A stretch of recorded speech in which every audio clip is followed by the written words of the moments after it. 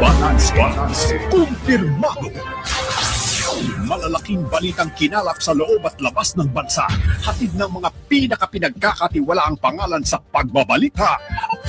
Alvin L. Chico at Doris Viconia. Radyo Patrol Balita Alas 7. Presyo ng produktong petrolyo sa world market lalo pang tumaas singil sa kuryente ng Meralco. Tataas din ngayong buwan.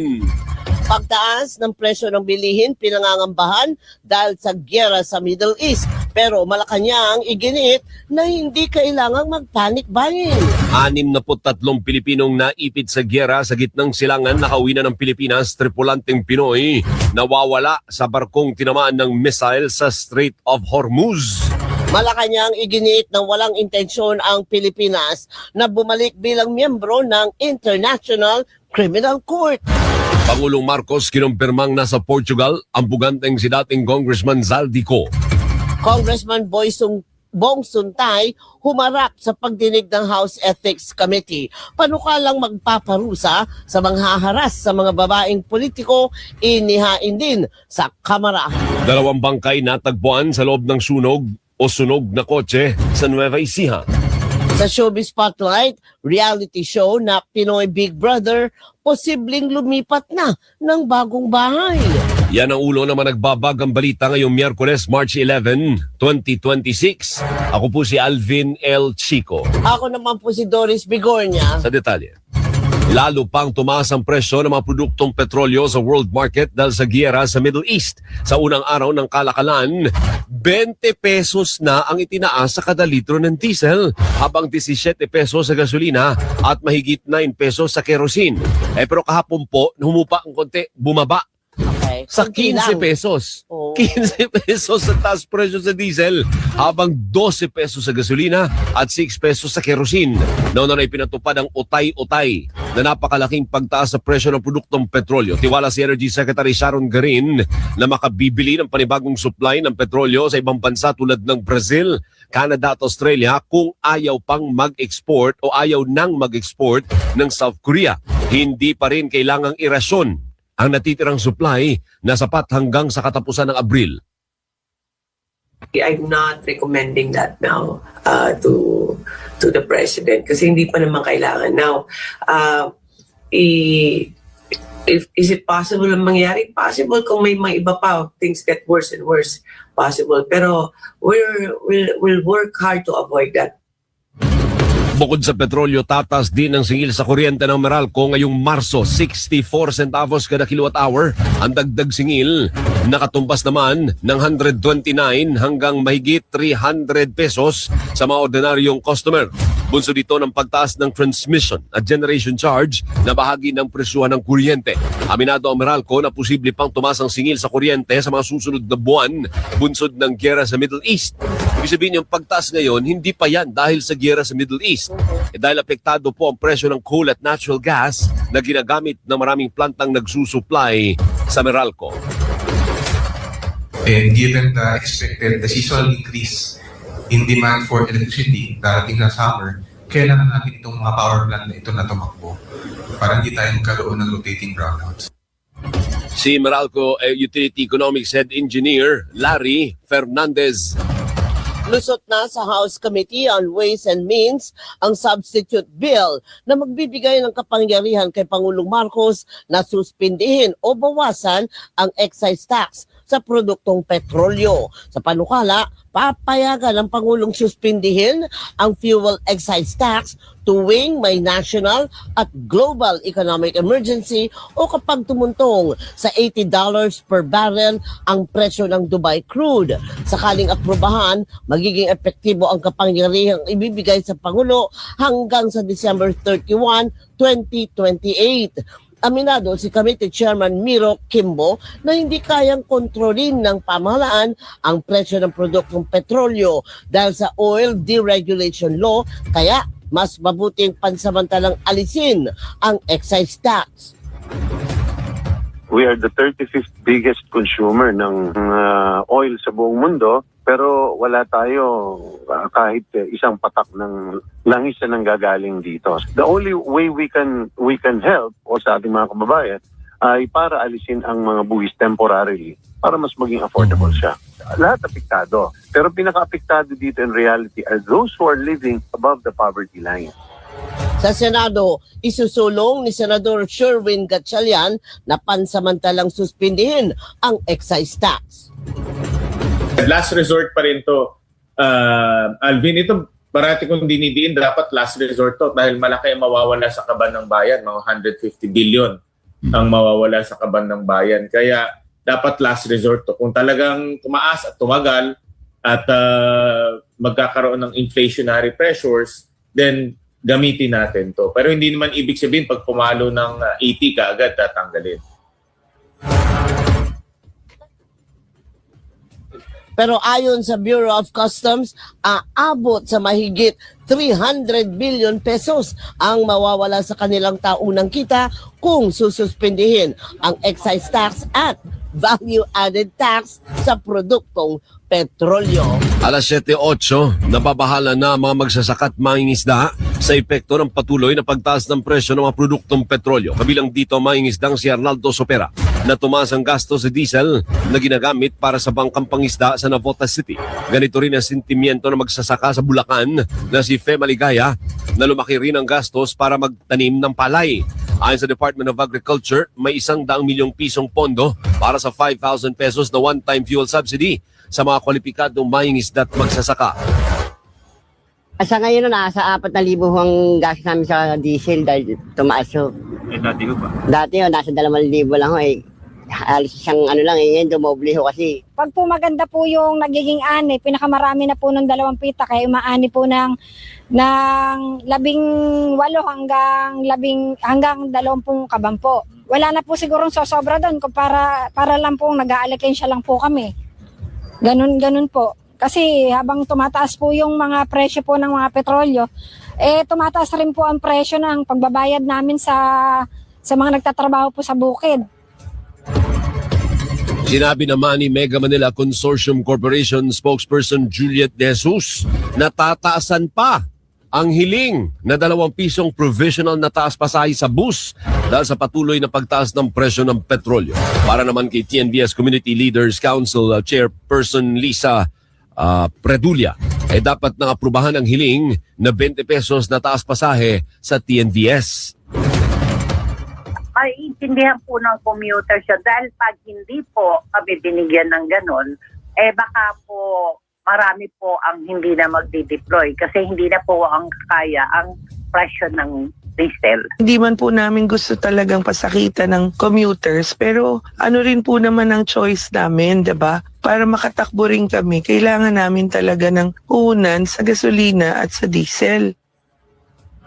Patuloy pang nare-repaso na LTFRB ang re-rekomendang dagdag pasahe sa pampublikong transportasyon.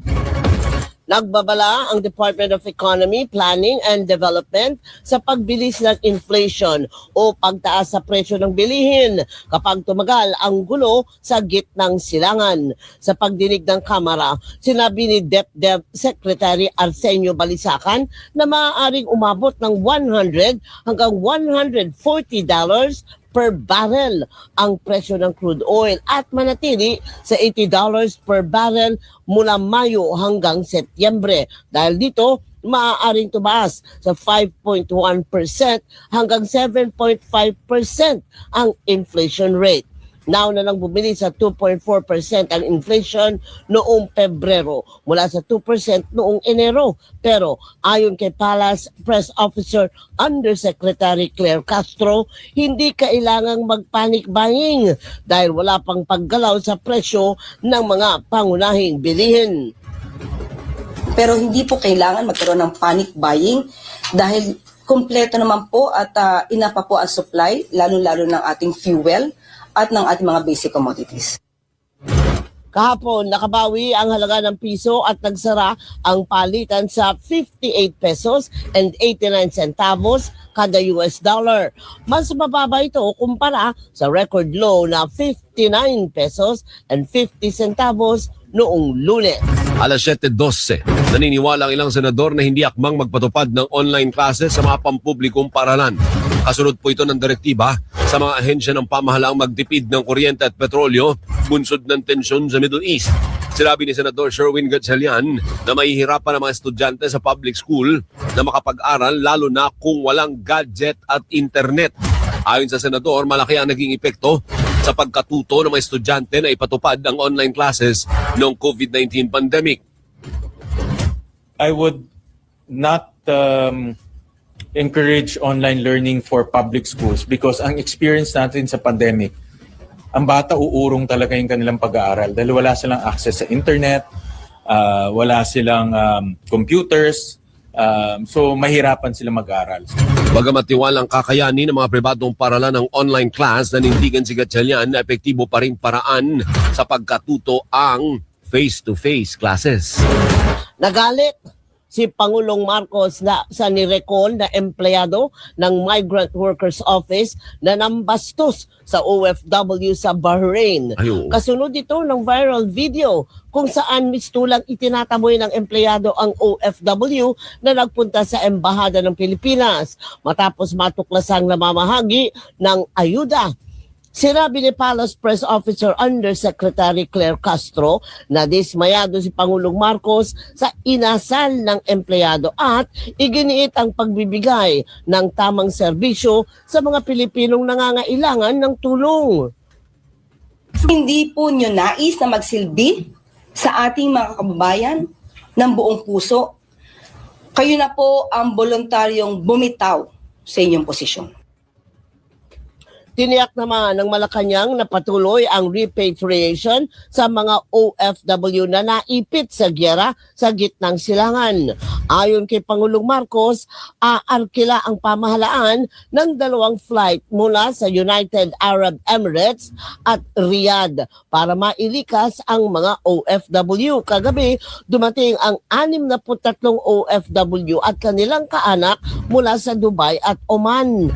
Patuloy ding inihahanda ang land evacuation route sa Israel, Bahrain, Kuwait at Qatar habang sarado pa ang ilang airspace. Alas 7:15, nawawala ang tripulanteng Pilipino sakay ng barkong tinamaan ng 2 missile sa Strait of Hormuz. Huling beses na nakapagpadala ng mensahe si George Francis Miranda sa kanyang misis noong March 5, isang araw bago mapaulat na nawawala. Sinasabing ipinadala ang UAE flag tugboat na Musafa 2 para tumulong sa container ship na stranded sa Strait of Hormuz matapos tamaan ng missile. Pero ayon sa misis ni Miranda, walang ideyang mister na delikadong lugar ang pupuntahan dahil sinabihan ng mga tripulante sa pantalan ng United Arab Emirates ang kanilang destinasyon. Tumanggi ring magbigay ng detalye ang Human Resource Officer ng kumpanya ni Miranda ng tawagan ng pamilya. Nakikipag-ugnay ng Department of Migrant Workers sa pamilya ng tripulante para magbigay ng tulong. Naunang hinikayat ang mga tripulanteng Pilipinong iwasang maglayag sa mga high-risk zone tulad ng Strait of Hormuz na idiniklarang warlike operation areas bunsod ng tensyon sa Middle East. Nanindigan si Pangulong Marcos na walang intensyon ang Pilipinas na bumalik bilang miyembro ng International Criminal Court. Iginiit ni Palace Press Officer Undersecretary Claire Castro na hindi nagbabago ang posisyon ng Pangulo sa issue. Nauna nang inihain sa Kamara ang 2 panukalang nananawagan sa pamahalaan na gumawa ng aksyon para makabalik ang Pilipinas sa Rome Statute. Hindi nagbabago yung stance ng Pangulo. Hindi pa rin po tayo ngayon magre-rejoin sa ICC. Bakit daw po? Yan lang ang binitawan sa akin na salita ng Pangulo. Samantala, nakahanda na ang Philippine National Police sa mga posibleng kilos protesta sa Metro Manila at Davao City. Kasabay ng anibersaryo ng pag-aresto ng ICC kay dating Pangulong Rodrigo Duterte ngayong araw. Coach, time out. Anong oras na, Coach? Bakit, Coach? Lalang. Magbigay ka lang ng oras. Opo. Kahit 7. anong tawag ko sa iyo, may oras. Pag sinabing oras, bigay ka kagad ng oras. So, pwede na. Coach, anong oras na? 7:17 na po ng umaga. Oras atid sa inyo ng ACS Manufacturing Corporation. ISO Certified, World-Class Quality, ACS. Marami pa istorya sa pagbabalik ng Radyo Patrol Balita alas 7.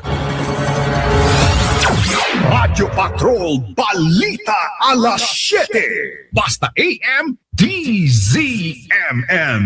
ZMM.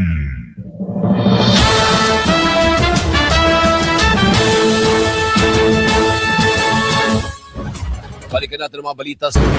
Habang sumisirit po ang presyo ng produktong petrolyo, abay muli namang nagkasagutan sina Senate President Pro Tempore Panfilo Lacson at Senador Rodante Marcoleta. Kasunod ito ng pagkwestiyon ni Marcoleta sa draft report ng Blue Ribbon Committee kaugnay ng manumalyang flood control projects. Ayon kay Marcoleta, 7 buwan na ang investigasyon ng komite sa anomalya pero wala pang inilalabas na report. Kinwestiyon din ng senador ang pahayag ni Lacson na walang ebidensya laban kay dating House Speaker Martin Romualdez. Pero depensa ni Lacson, nakasaad sa draft report ang rekomendasyong imbestigahan si Romualdez, gayon din ang paghahain ng freeze order at forfeiture sa mga ari-arian ng kongresista. We are now seeing a clear pattern in this mambo-jumbo that whenever a witness points to former Speaker Romualdez as being linked to the controversy, the credibility of that witness is quickly placed in question. Kung binasa lamang po ni Senator Marcoleta ang partial committee report, makikita po niya na nakapaloob na doon ang lahat ng nais niyang ipahayag. Kung hindi man higit pa. Bukod sa flood control projects, muli ring nagkasagutan ng dalawang senador sa issue naman ng West Philippine Sea kung saan tinawag pa ni Lacson na obsessed si Marcoleta sa mistulang pagdepensa sa China.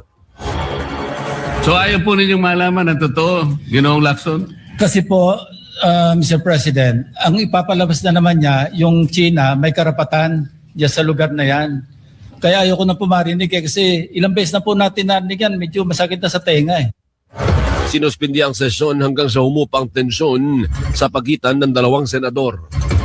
Kinumpirma ni Pangulong Marcos na nagtatago sa Portugal ang puganting si dating Congressman Zaldico. Sa huling araw ng working visit sa Amerika, sinabi ng Pangulo na makikipagtulungan ang pamahalaan sa mga otoridad ng Portugal para mapauwi ng Pilipinas ang dating kongresistang nahaharap sa kasong graft at malversation kaugnay ng sinasabing substandard na 289 million pesos na road dike project sa Oriental Mindoro. January 15, nagpanotaryo pa si Zaldico sa Sweden para sa petition for certiorari na inihain ng mga abogado sa Korte Suprema. Pebrero, nagbigay na ang NBI ng karagdagang impormasyon sa Interpol na sa hiling na red notice laban kay Zaldico. Kaninang bago mag-alas 6 ng umaga, nakaalis na ng Amerika si Pangulong Marcos para sa biyahe pabalik ng Pilipinas.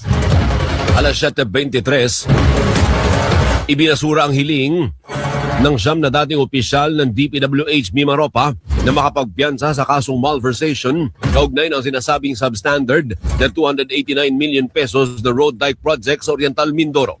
Sa desisyon ng Sandigan Bayan, matibay ang mga ebidensya sa kaso ay ibinasura ang petisyon ng mga dating opisyal ng DPWH na sina Gerald Pacanan, Jean Ryan Altea, Montrexis Tamayo, Juliet Calvo, Dominic Serrano, Dennis Aragon, Lerma Caico, Felizardo Casuno at Ruben Santos Jr.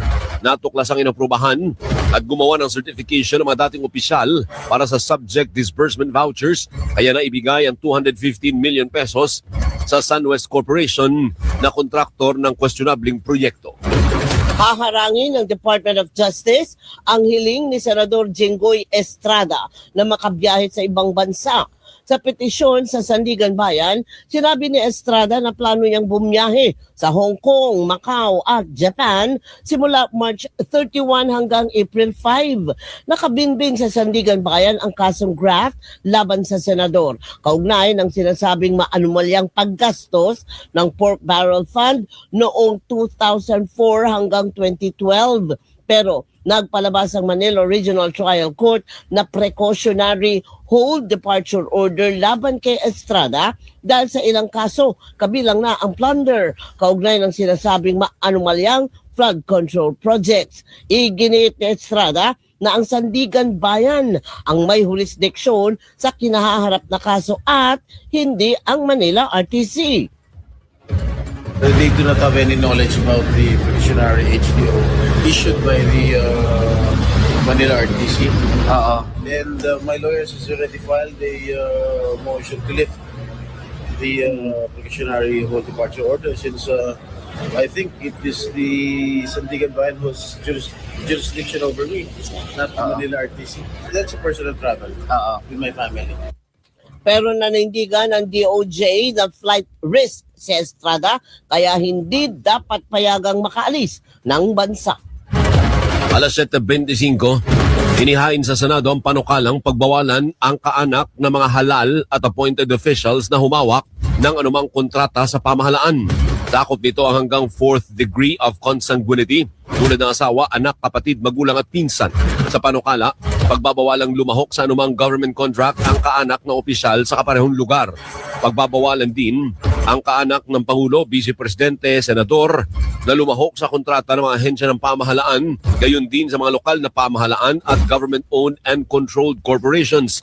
Sakaling maisabatas, pananagutin ng kaanak ng opisyal na lumahok sa bidding ng proyekto ng pamahalaan. Lusot na sa huling pagbasa ng Kamara ang panukalang magtatakda ng petsa ng Bangsamoro Parliamentary Elections. Sa botong 247-0 at 2 abstention, inaprubahan ang panukalang idaos ang halalan sa September 14 ngayong taon. 4 na beses nang ipinagpaliban ang Bangsamoro Parliamentary Elections na nakatakda sana sa March 30. Oktubre nung nakaraang taon, unang ipinagpaliban ng Korte Suprema ang halalan matapos ideklarang illegal ang 2 batas na naglilipat sa 7 parliamentary seats ng Sulu sa ibang lugar sa Bangsamoro. Nauna nang inaprubahan ng Senado ang panukalang idaos ang halalan sa September 14 at gagawin kada 3 taon. Umarap sa pagdinig ng House Ethics Committee si Quezon City Congressman Bong Suntay. Sinampahan ng ethics complaint si Suntay matapos ang pahayag na posibleng nagpapatawa o imahinasyon lang ang pagbabanta ni Vice President Sara Duterte sa ilang opisyal tulad ng pag-imagine niya na pwedeng mangyari na makaramdam ng init na makita si Ann Curtis. Hindi dinetalya ni House Ethics Committee Chairman J.C. Abalos ang nangyari sa pagdinig dahil sa confidentiality ng proseso. Binigyan si Suntay na 10 araw para sumagot sa reklamo saka maglalabas ng komite o ang komite ng resolusyon. Nauna nang hindi tinanggap ni Ann Curtis ang tinawag nitong non-apology ni Suntay at iginiit na sinasalamin ng malaswang pahayag ng kongresista ang kulturang ginagawang normal ang maling pagtrato sa mga kababaihan. Inihain na sa Kamara ang panukalang layong panagutin na ang mga sangkot sa panghahara sa mga babaeng politiko. Bakit politiko lang? Sa panukala ng 42 kongresista, tinukoy ang violence against women in politics sa anumang aksyon o pahayag na nakaaapekto sa babaeng politiko tulad ng physical, sexual o psychological na pamamaraan ng pang-aabuso. Sakop ng panukala ang mga ipinanganak na babae, gayon din ang mga babaeng sumailalim sa medical o legal transition. Kabilang dito ang mga kandidato o nakaupong halal na opisyal, party list nominee at miyembro ng political movements. Nauna nang kinundena ang pahayag ni Attorney Ferdinand Topacio na dati niyang pinagnasaan si Gabriela Party List Representative Sara Elago. Alas 7:28 sa Nueva Ecija, 2 bangkay ang natagpuan sa sunog na sasakyan sa bayan ng Peñaranda. Parang may tama ng bala sa lieg ang babaeng negosyante at lalaking rescue officer. Sa investigasyon, nakiusap ang negosyante sa kaibigang rescue officer na ipagmaneho siya at samahan sa pagbibenta ng apartment building sa halagang 18 million pesos. Pero ang iniimbestigahang motibo sa krimen, lalo't pinaniniwala ang may kinalaman sa krimen ng 2 buyer ng apartment. Alamin na po natin ang latest sa Showbiz Spotlight mula kay Gainiel Krishnan. Gainiel, good morning, Gainiel!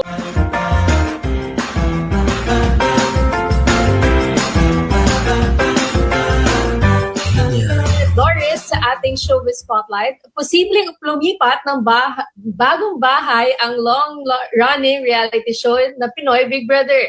Sinabi ni PBB Business Unit Head Marcus Benuya na pinag-aaralan na ang posibilidad na paglipat ng bahay ni Kuya.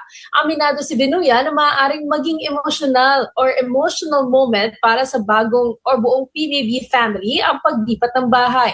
Posible rin maging bittersweet at exciting moment sakaling matuloy na ang paglipat ng bahay ni Kuya. Huling itinanghal si Lala Ford at Caprice Cayetano bilang big winners sa PBB Celebrity Collab Edition 2.0. Para sa Showbiz Spotlight. So saan, saan lilipat? Wala pa tayong ilipatan. Baka naman sa tabi lang. Pero matagal na to matagal na rin na pag-uusapan. Pero up until now, hindi pa rin naman daw sila sure, but malaki naman daw yung possibility. Hindi, baka naman sa tabi lang. Di ba parang may basketball court? Yes. Naalala ko may isa tayong court. Christmas party na dyan ginawa eh. Ganyan ba? Yung parang malaking court dyan, Oo, pero wala pa naman silang definite na sinabi or very specific na place. Pero sabi nga ni Business Unit Head Marcus Benuya, sooner than you think. Malapit na. And also, Ay sana wag naman sana sa Paranaque. Ang layo naman ng Paranaque. Oo, napaka-mahal ng gasolina ngayon. Hindi natin alam. And also, nasabi nga rin nila na parang magkakaroon ng regular edition. So, nagkaroon tayo ng celebrity edition this time and Kasi may nagsasabi dapat daw ilipat sa BF. BF Paranaque? O kung sa man BF, sabi ko wag doon si may mga nag-aaway na homeowner sa BF, wag tayo dyan. Wag yan. Hindi sa amin yun. Hindi sa amin. Ang sa amin, ang problema, wala na naman kami tubig, Maynilad eh. So hindi pwede doon. Pero, kasi ang mga bata, mga kasali doon, hindi pwedeng walang tubig. Oo nga. Wag natin ilagay sa Paranaque. Ba't hindi natin ilagay sa Pateros? bakit hindi na lang sa bahay ni Doris? Paranaque nga yun, wala kasi ng tubig. Hindi nga naliligo to. Oo. Kontribusyon ko yan sa pagtitipid. Hindi ka naliligo? Hindi ako naligo. Kita mo. Diba? Hindi, dapat dito lang sa Quezon City, Giniel. Para malapit sa atin. At saka nasanayan na ng mga madlang people. Diba? Marami pa namang dyan pwesto. Ano ba yan? Kung lilipat man, nakatayo na yung bahay o itatayo pa lang yung bahay? Wala talaga tayong idea, Alvin. Doon sa may interview ni Business Unit Head Marcus Benuya, wala naman siyang siniwalat o specific na binigay na information na gano'n. Bakit sabi naman? Kanino? Kay Marcos? Hindi, kay yung business head. Marcos nga. Ganyan ba? Marcos. Kala ko Marcos. Sabi ko Pangulong Marcos. Alam mo, bongbong. Kinalaman. Sorry, I stand corrected. It's very good. Marcos. Marcos. Not Marcos. Marcos. Sorry. Pakisabi naman kay Sir Marcos na ayoko lumipat. Ikaw yung magdi-decide. Alam mo, Cory Vidanes. Uy, Tita Cory Vidanes. Tita Cory! Good morning, Tita Cory! Thank you, Daniel. Maraming salamat, Daniel. Thank you. Ulitin, take two tayo. Maraming salamat, Daniel Krishnan. Ang bilis ng kamay ni Don Partner. Mukhang napapansin ko. These past few days, parang bumibilis yung kamay. Parang kamay ni Hilda. May pinitik nga na bag. Hindi kanya yung pambabae. At dyan po ang kabuuan ng mga balita itinampok sa Radyo Patrol Balita Alas 7. Ako po si Doris Bigornia. Ako naman po si Alvin El Chico. Magandang umaga at maraming salamat, Pilipinas. Radyo Patrol Balita Alas 7. Basta AM DZMM.